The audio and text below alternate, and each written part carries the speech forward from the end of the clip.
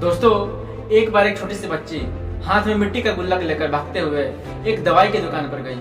वो काफी देर तक उस दुकान पर खड़ी रही, लेकिन दुकानदार का ध्यान उसकी तरफ नहीं गया, क्योंकि और भी बहुत सारे लोग उस दुकान पर थे।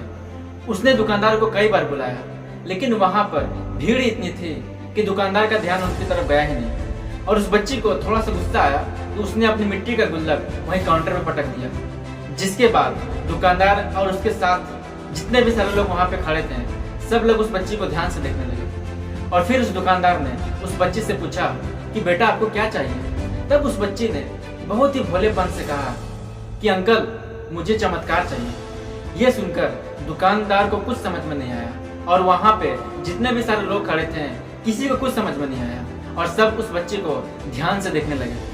फिर दुकानदार ने कहा कि बेटे यहाँ पे तो चमत्कार नहीं मिलता।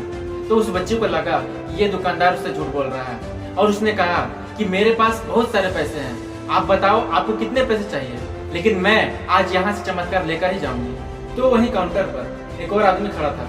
तब उसने उस बच्ची से पूछा कि बेटा आपको चमत्कार क्यों चाहिए। तब उस बच्ची ने अपनी कहानी सुनाई कि कुछ दिन पहले मेरे भाई के सर में बहुत तेज दर्द हुआ और मेरे मम्मी पापा उसे लेकर हॉस्पिटल गए। उसके बाद कई दिनों तक मेरा भाई घर नहीं आया। मैंने मम्मी पापा से पूछा, लेकिन उन्होंने मुझे कुछ नहीं बताया। उन्होंने बार बार कहा कि वो आज आ जाएगा, कल आ जाएगा, लेकिन मेरा भाई आ ही नहीं रहा था। तब मैंने देखा कि मम्मी रो रही थी और पापा मम्मी से कह रहे थे कि उसकी दवाइयों के लिए, उसके इलाज के लिए जितने पैसे चाहिए उतने पैसे मेरे पास नहीं है, और अब उसको कोई चमत्कार ही बता सकता है। तब मुझे लगा कि मेरे पापा के पास इतने पैसे नहीं है तो क्या हुआ, मेरे पास तो हैं। तो मैंने जितने पैसे जोड़ रखे थे वो सारे लेकर मैं आज इस दवाई की दुकान पर आया हूँ। तब उस आदमी ने पूछा कि बेटी कितने पैसे हैं आपके पास। तब उस बच्चे ने यह सुनते हुए अपनी मिट्टी का गुल्लक को जमीन पर पटक दिया और तोड़ दिया, और उसमें से जितने पैसे निकले उसे गिनने लगी। बाकी सारे लोग उस बच्ची की मासूमियत को बड़े ध्यान से देखते थे। थोड़ी देर बाद उस बच्ची ने सारे पैसे अपने हाथ में इकट्ठा किए और कहा कि अंकल मेरे पास पूरे 19 रुपये हैं। तो वो जो आदमी वहां पे खड़ा था वो थोड़ा सा मुस्कुराया और उन्होंने कहा कि अरे वाह, तुम्हारे पास तो पूरे पैसे हैं, इतने पैसे का ही तो चमत्कार आता।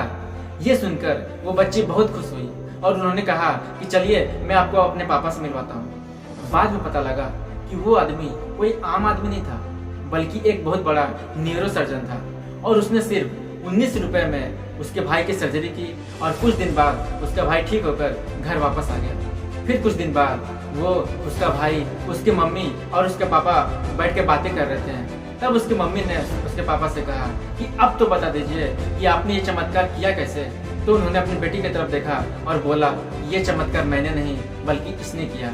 तो यहाँ पे एक बहुत बड़ी बात हमें उस बच्चे से सीखनी चाहिए कि कभी कभी जिंदगी में ऐसा होता है कि हमारे पास सारे रास्ते बंद हो जाते हैं, हमारी जिंदगी में अंधेरा छा जाता है और हम हारने लगते हैं, अपनी जिंदगी से हार मान जाते हैं और हम लोग अपनी हिम्मत हार जाते हैं।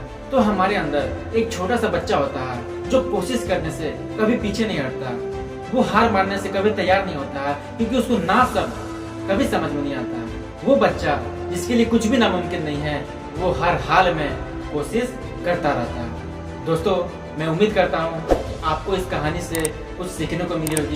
दोस्तों, वीडियो अच्छी लगी तो कमेंट कर बताएं, और अगर आप चाहते हैं कि मैं आपके लिए ऐसे ही वीडियो लाता रहूँ तो वीडियो को लाइक कर दें और चैनल को सब्सक्राइब कर दें।